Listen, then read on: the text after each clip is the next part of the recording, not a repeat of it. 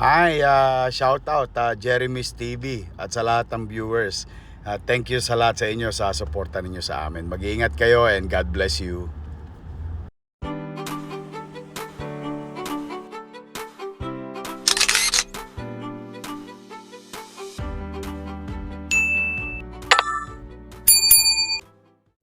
Welcome back sa aking YouTube channel, Jeremy's TV Manila. Like, share, and subscribe. Alright, mga Iskonians, no? Ang daming lumabas na mga problema, no? Sa Maynila. 2 araw pa lang, no? Umuupo itong si Boss Y. At tila ba talagang lumulubog na ang Maynila sa dami ng problema. At isa pang pinaka problema ngayon ni Yorme, itong Manila Public Information Office ito, no? Yan. Eh, nandiyan, ilalagay natin mamaya diyan, guys. Yan. Yan.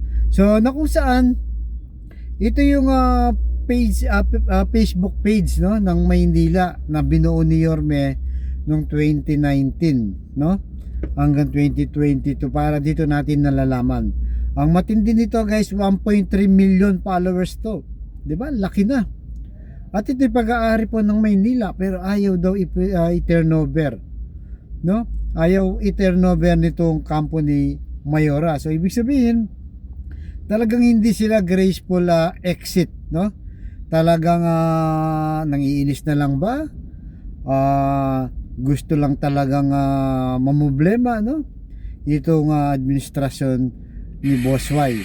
Kaya nangyayari ngayon, sa page po ni Yorme na lang muna. At sumulat na rin si Yorme, no?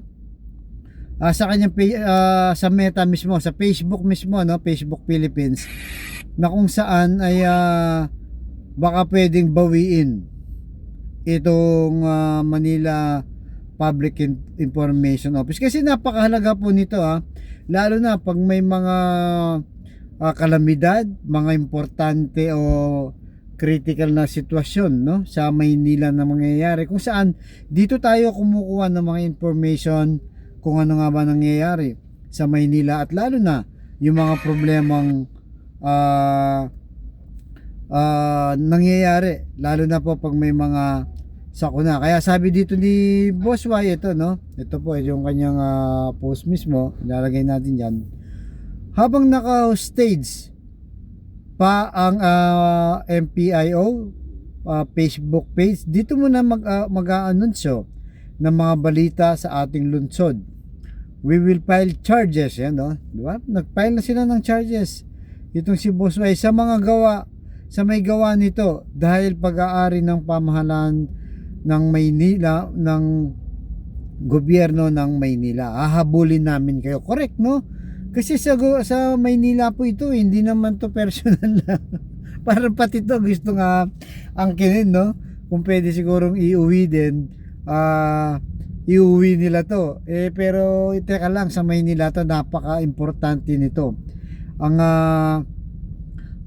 Batang Maynila ang may-ari niyan, no? At diyan tayo kukuha ng mga magandang information. Sabi pa ni Yorme dito, ipinag-utos ni Manila Mayor Isko Moreno Damogoso na sulatan ng Meta, yan, upang bawiin ang Manila Information na Office Facebook page na kasulukuyang hawak at hindi binibigay ng mga dating empleyado ng syudad. Di ba? Talagang sakit sa ulo ang binibigay po kay Boss Y, no?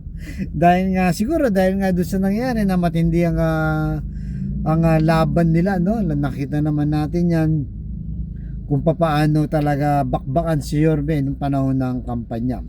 Dagdag pa niya, ipaalam sa Meta na ilipat ang administrasyon ng Facebook page sa bagong inilagay na City Public Information Office sa lungsod ng Maynila, na ang director itong si EJ Talagtag, no? Si boss natin to, no? Kilala po natin to.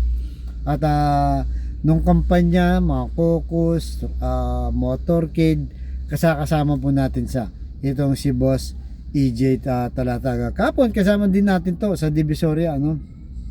Sinabi ito ng alkalde, unang pulong ng Manila City Disaster Risk Reduction and Management Council. So sila po kasi yan, no? Yung nasa likod din yan, sila yung re-rescue pagka merong nangyaring hindi maganda sa Maynila, kalamidad man yan, may insidente man ng aksidente o kung ano-ano pang, napaka-importante po talaga nito. Dahil kakailanganin ito ng lungsod para magpakalat ng impormasyon sa panahon ng krisis at kalamidad. Yun na nga, no, yung sinasabi po natin, no, talagang itong gobyerno, no, nakaraang gobyerno ni Mayora, no, ano po, no, kawawa pala tayo kung talagang ito ay nanalo pa, no, lalo na, no, kung pinakinggan ni Yorme sila, no, kasi nga alam naman po natin nung una ano bang bakbaka Yorme na he betrayed us, sabi niya, di ba? Tinraidor kami, yan ang sinasabi nila Chihuahua, sila Bentot, no, sila Mayora, yung pala sila po ang may ginagawang hindi maganda. Di ba? Nakita niyo po, no, kaya ginawa ang lahat para itong si Yorme pabagsakin, no, para siraan sa tao, kung ano-ano mga sinasabi nilang hindi maganda.